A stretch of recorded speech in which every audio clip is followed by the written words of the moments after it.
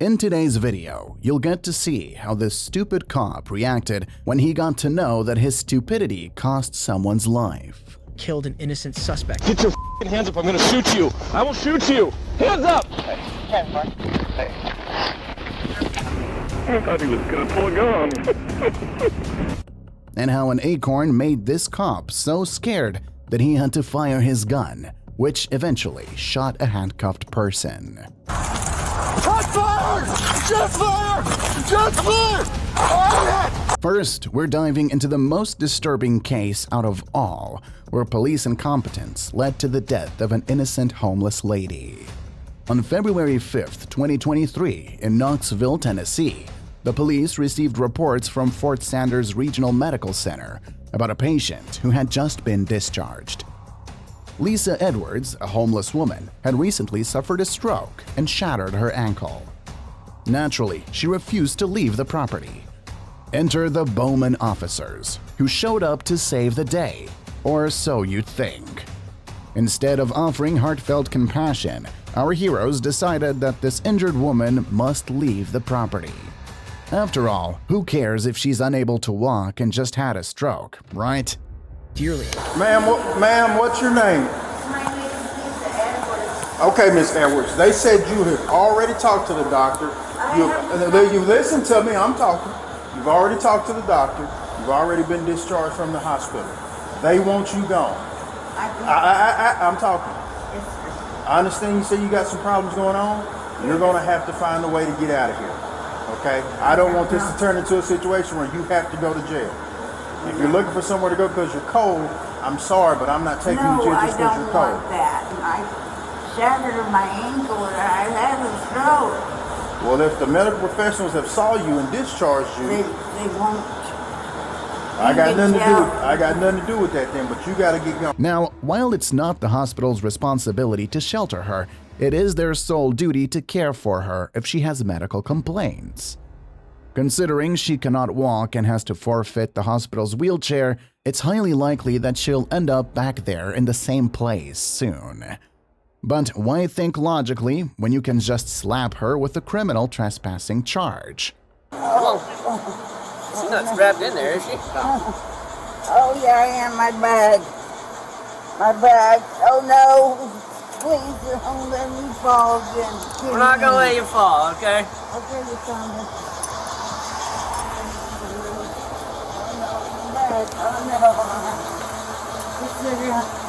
Oh no! Oh no! I need you to step up, I okay? can't! Yeah, you have to. Pull me back! Ma'am, you're gonna have to get in so we don't have to push you back. Okay. Come on. There you go. You got it. If you get in there, you can sit down. Stepping on her shirt and her jacket. Oh my God! I gotta go down. Listen, you're gonna have to get up there because we're gonna have to physically put you up there if not. And that's not as nice. So please help us help you. You've been medically cleared, so let's get. As Lisa lay on the cold floor of the police van, struggling to breathe, our valiant officers berated her for perceived hostility. They completely neglected the fact that the woman was severely injured and emotionally distressed. Just because she's been medically cleared out as fit doesn't mean she can do everything now by herself. But why let common sense get in the way of a good arrest? I'm not doing this with you, okay? This is the Lord. Listen to me. This is the Lord's day. All I want to do is give you some coffee and some oatmeal. We're not going to deal with your mess this morning. We've already spent too much time on you. You're going to get up here in this van and you're going to go to jail. We're done with this. I'm tired of this dead weight crap. Listen to me. You're going to pick your legs up and you're going to get in here. Okay, yeah. Okay, I'm gonna pass out. You're not going to pass out. Well, you know what? We'll go and get in there and pass out. We'll be done with it. Because this is all an act. That's all it is. Okay, so listen, this is going to be your option. You're going to get up and you're going to sit here, or I'm going to stuff you in the floor. So which one? The officers were transporting her to the back of their van when their supervisor arrived at the scene, who you'd think would gain control and would be the mature one out of all of them. Think again. Instead, he started verbally abusing Lisa, which only made the already distressed woman even more upset and added to the misery.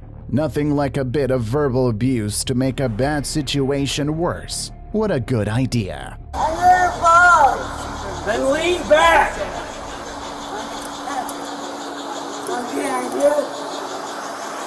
Listen, you're gonna get jammed in a tiny compartment if you don't get up there, man. Listen to me. Listen. Get up there and quit with this bullcrap. You're acting, and we're gonna jam you in a spot smaller. We're trying to help you here. Get in there. It's bigger and you're by yourself. Lisa begged them to be taken back to the hospital, but her pleas fell on deaf ears. A lawsuit, which was filed by her family later, alleges that when an emergency room security officer told hospital registration her condition was getting worse, they refused to send anyone outside to check on her or treat her. And the officers instead degraded Lisa with more abusive comments about her personal hygiene before shoving her into the cruiser. Before shoving her into the back of a cruiser. Holy Jesus. Just stayed on the other side of the river. Uniform's all nasty from her. Oh no, my leg. Stand up. My Walk. leg. We know you can walk. Okay. No, Shut up. Set me up. Now set me up. Hold his foot up where it's gonna get snapped. Set me up. His foot's about to get slammed door. Oh shit, my wagon. Did I run Lysol spray on them? I got some. Yeah, hey, them county boys, you better get it together. Despite the officer claiming Lisa needed some act right, she was still breathlessly stuffed inside the back of the cruiser. What's that You mean? wanted to help me. Stop it. I'm trying to say hello. Grow up. How you doing back there? Very good.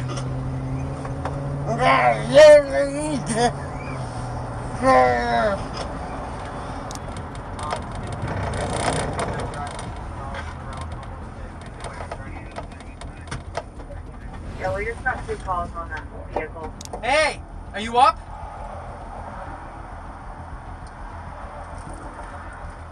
Yeah, they should be. I don't know. She's not responding. When they were driving off to the station, the officers pulled over a vehicle which is not related to this incident. Only then did they notice that Lisa was lying down without any movement. 66, can you be in Route 41?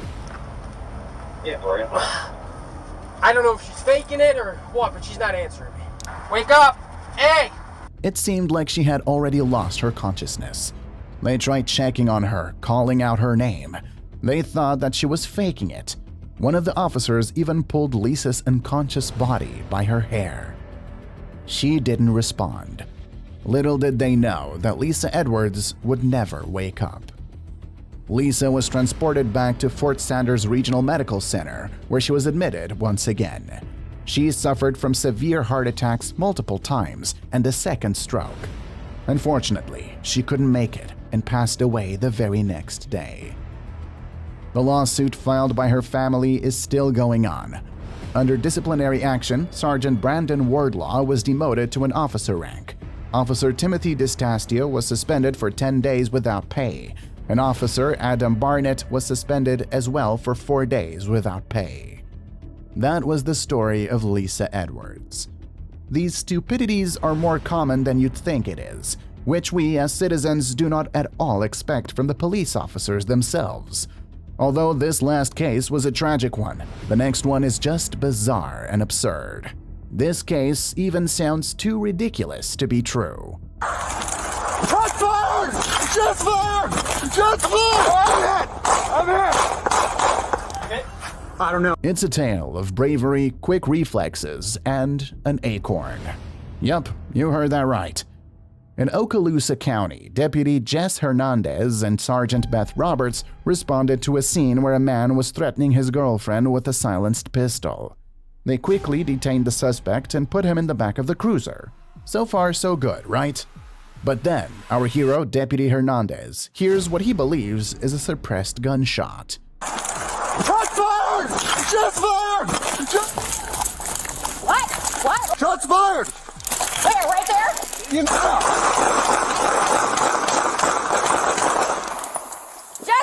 Jesse, are you okay? I'm here! Get in the house! Get in the house! What does he do? He ducks for cover and then decides the best course of action is to unload his entire magazine into the back of the cruiser containing the suspect. Turns out, the terrifying suppressed gunshot was actually an acorn falling on the roof of the vehicle. An acorn, folks. Who knew nature could be so dangerous? Suspect is going to be in the vehicle. Where are you hit? Where are you hit? I don't know. Get back! I might have hit my vest. Okay. No! Get back! Get back! I'm not going to tell you go! Get back! I don't know. It felt like it. As backup arrived and trained long guns on the clearly unarmed and very confused suspect, Deputy Hernandez asked for help in deciphering whether he had actually been shot. Spoiler alert, he wasn't. The department later confirmed it was, in fact, an acorn that fell on the roof. Deputy Hernandez, perhaps feeling a bit embarrassed about being outsmarted by a piece of nature, resigned a few weeks after the incident. We wish him well in his future endeavors, hopefully somewhere without acorns. So, the next time you hear a suspicious noise, remember the heroic tale of Deputy Hernandez and the deadly acorn. If nothing else, it makes for a great laugh. However, this case was not fatal. Wait until you see this next case. On January 23, 2023, Seattle police officer Kevin Dave responded to a call about a suspect overdose, only to end up in a completely different tragedy.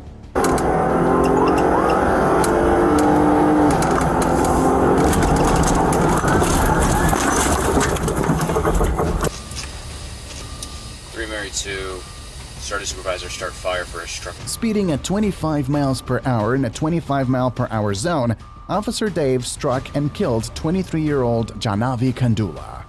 But if that wasn't shocking enough, the callous behavior of Officer Daniel Otterer in the aftermath caused national outrage. Not seem like there's a criminal investigation going on. Otherwise, there would be other... What's that? Otherwise, there might be other people arriving, correct? Yeah, I mean, he's going 50. That's not out of control. Officer Otterer, who wasn't even near the scene, insisted that Dave had his lights and sirens on. However, it was later found that his sirens were off. Well, there's some... Initially, he said she was in a crosswalk. There's a witness that says no, she wasn't, but that witness could be different because I don't think she was thrown 40 feet either. I think she went up on the hood, hit the windshield, then when he hit the brakes, flew off the car. But she is dead.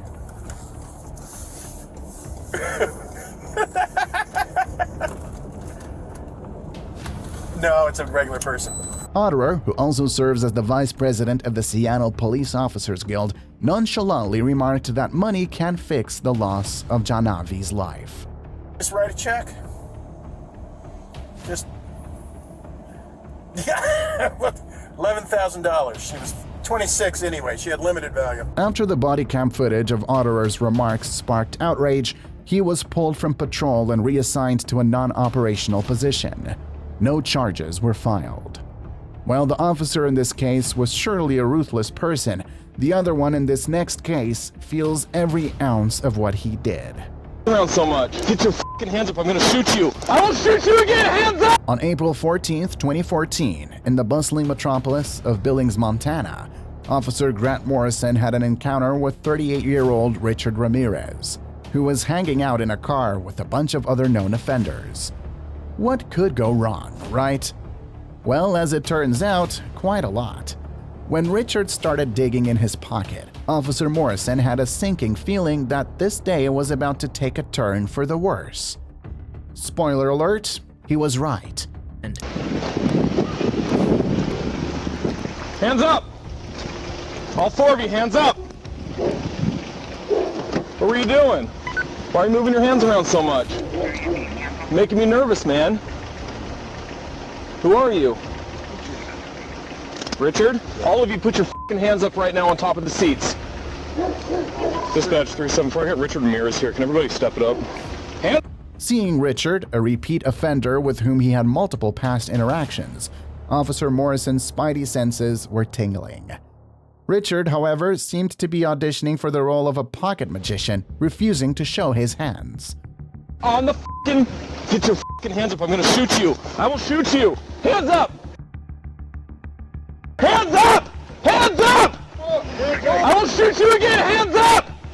Hands up! You f***ing move, I'm gonna shoot you! Get on the f***ing ground! Get on the... Morrison, not keen on finding out the hard way what Richard was hiding, decided to take preemptive action. 3 fatal rounds later, the scene was secured. As backup arrived, Officer Morrison kept his gun trained on the dying Richard Ramirez, because, you know, better safe than sorry. The officer was distraught after what just happened in just a blink of an eye. His colleagues then whisked him away, offering comfort and helping him to his feet as he had just finished a tough game of dodgeball. Oh, Panda.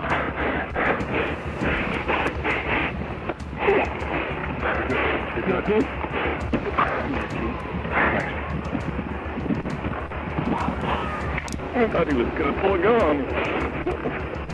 Maybe he was. Maybe he was. Jesus Christ.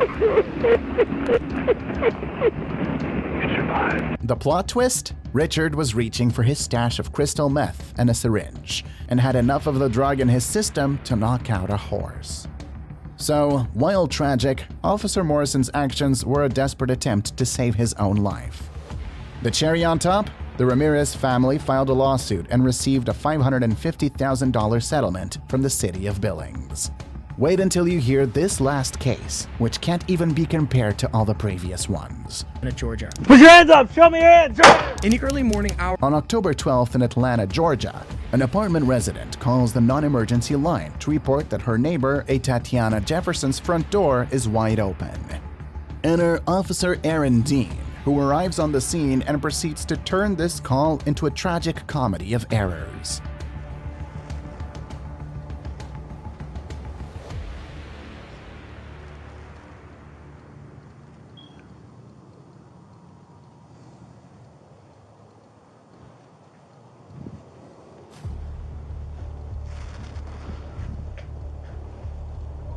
First off, Dean inspects the doors, and instead of announcing his presence like a responsible officer, he sneaks around to the back gate.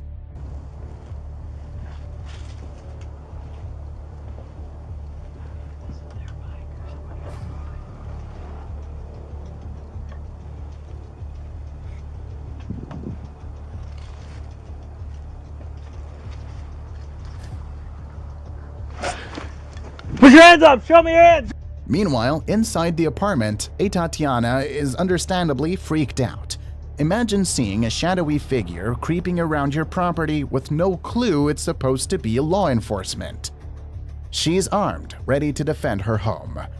But before she can even make sense of the situation, Dean shoots her, fatally wounding her in the chest, all while her 8-year-old nephew watches in horror.